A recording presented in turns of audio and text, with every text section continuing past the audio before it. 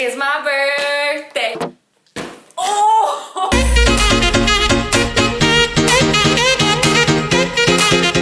If it's not already obvious, it's my birthday. I wanted to make a little video on 24 things I learned in 24 years.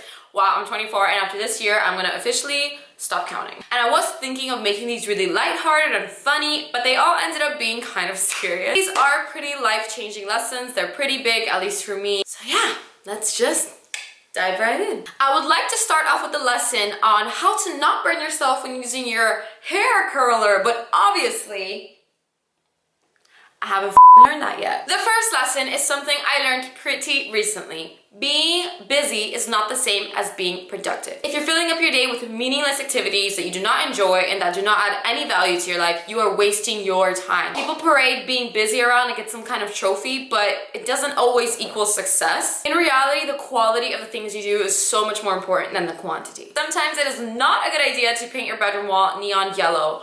Oh my goodness. After a few months, it drove me nuts. Number 3, I learned how to start a business. Me and Jonathan learned this completely off the internet, and we asked a lot of people we admired and people that were successful for advice on how to go about this. Speaking of advice, I started to only take advice from people who have what I want or live a life that I want. And this is crucial. People love to give their opinion most of the time unsolicited, and it is very easy to fall for the trap and take what they say at face value. But the truth is that most people don't know what the they are talking about. Someone trying to give you relationship advice when you know that they're extremely unhappy and have never had what you consider to be a good, happy relationship. It's like someone who has never ran in their life trying to give you advice on how to complete a marathon. No, bye. Some people will come and go out of your life, and that's okay.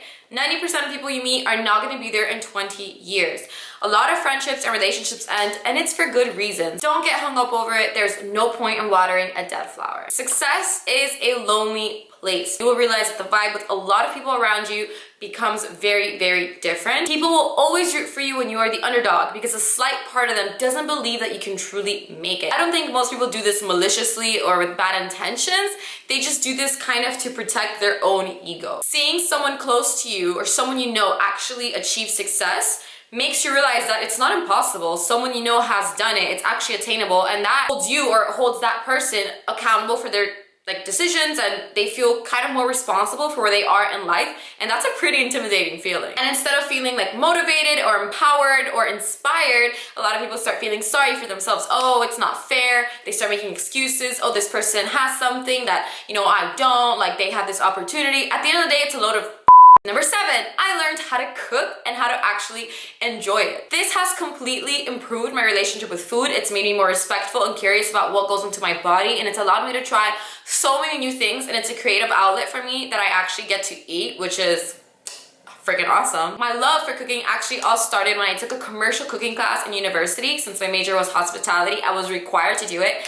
It was like a 5 or 6 hour class. It was ridiculous, but it is one of the best decisions I ever made. So if you get the opportunity, I highly recommend you take it. Sometimes it is not better to do it all yourself. I used to have this mentality of, oh, I don't need help from anyone. I can learn to do it myself. I'll do everything myself. But a lot of things like taxes, bikini waxes, and haircuts are best left to professionals. I have learned to appreciate routine. I used to be super anti-routine. Oh my God. I was like, routine is death. It kills your life. But I realized the routines actually help you build up really good and healthy habits. Making decisions all day is freaking exhausting. So putting things into your routine like self-care, going to the gym, you know, taking time to spend with yourself is really refreshing and can help keep you kind of sane, especially if you have a crazy lifestyle. So not all routines are bad. Sometimes it's good to just embrace it. Number 10, you will never be everyone's cup of tea. No matter how sweet, warm, and delicious you are, someone out there loves coffee. It's not about you,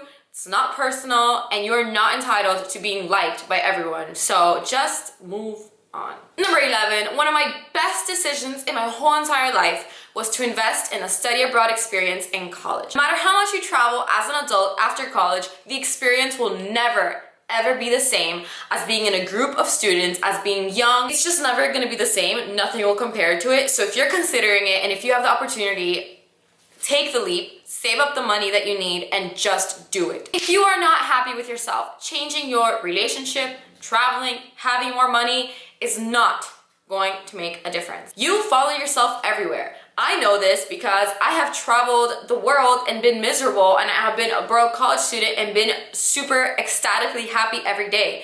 The truth is that it starts within yourself, so stop running away, dig deep, figure out what you need to do to make yourself happy, what habits need to change to make yourself happy, and then go from there. You are not responsible for your friends and your loved ones' happiness, nor do you control their decisions. I have spent so much energy in my life trying to give advice, and I was so invested in people's lives. It was exhausting. And obviously these were people close to me, people I genuinely wanted the best for. But something you have to realize is that not everybody ends up happy. Not everyone gets a happy ending. And unfortunately, people who don't get this are sometimes your family, your friends, and people you know. A lot of people end up miserable, and it is 100% their choices and their decisions that got them there. It is not on you, and you're not responsible for it. You can give an opinion or advice when it is requested. Trying to force that person into a certain decision or into being a certain way honestly can just backfire and make the situation way worse. You cannot,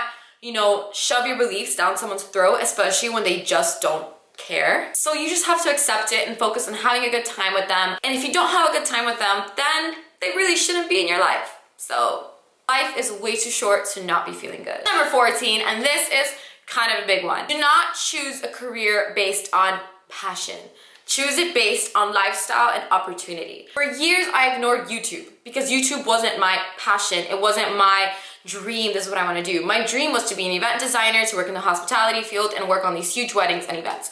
Once I actually started working in the industry, I realized that 16-hour days and working on my weekends was just not my ideal life. Sometimes a passion can just be a hobby. I'm passionate about cooking. I'm passionate about interior design. I'm passionate about art. I'm passionate about dancing. But I'm not a professional dancer. I'm not a professional chef. I'm not an artist. Yes, I do what I enjoy. It allows me to be creative, be on YouTube, create content. It allows me to help people, but it leaves space for me to do all the other things that I enjoy. So I think choosing a career based on lifestyle is a much smarter decision. An opportunity, like if there's an opportunity in front of you, if you don't take the opportunity, someone else will. So just, I guess, approach it with an open mind. Be a yes man. You will surprise yourself with how many experiences you have if you just say yes. But also, learn when to say no. Saying yes to one thing means saying no to something else because it takes up your time. If you're doing it for someone else to please others or something that will take away from your happiness, stop and reevaluate. As women, our moods are controlled so much by our hormones, and this is something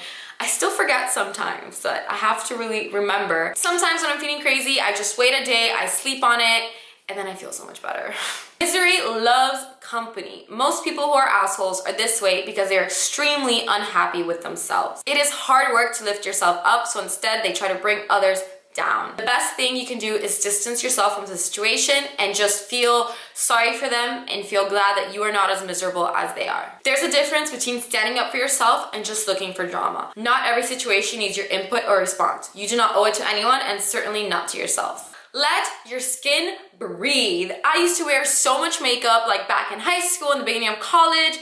Oh my goodness, my skin was always super dry, dull, lifeless. Take off the makeup, let your skin breathe. Your skin will start glowing. It will just, Taking the focus off makeup and on skincare has been the best decision I've ever made for my face. You have the upper hand when you do not allow things to get to you. It also makes people very angry when you laugh at them when they attempt to be mean. I have experienced this so much, especially on YouTube. I get so many mean comments, you guys. All I can do is laugh them off. All I type is LOL. LMAO. And it makes people so mad that they didn't get to me that it's just like, wow, you really are a miserable little Just because something is expensive does not mean it is better in quality or in taste. This applies to many things. It applies to wine, clothes, food, art, you name it. Marketing is a very powerful tool when it comes to setting prices for things, and this is something I learned all through college, and it has completely changed my perception on so many products and everyday things. Music is actually life-changing, and I think we all underestimate it sometimes how important it really is. The right playlist and the right set of songs have literally helped me make life-changing decisions before. Something in my mind just clicks when hearing the right song, and it's crazy, but it's magic. My favorite app for music playlist is 8Tracks. Love it so much because it's playlists curated by people, and it's just, I haven't found an app that compares. Number 24 is question everything. There's a lot of fake news and myths that people love to just throw around because they heard it from someone else and they think it's true. Always do your own research. I have had so many people tell me things, and because I thought they were experts, like, oh my god, they must know what they're talking about, you know? No. Do your research, audit everything people say. This is the only way that we can battle ignorance. Otherwise, we would still be thinking the earth is flat. Some people still do, for f***'s sake.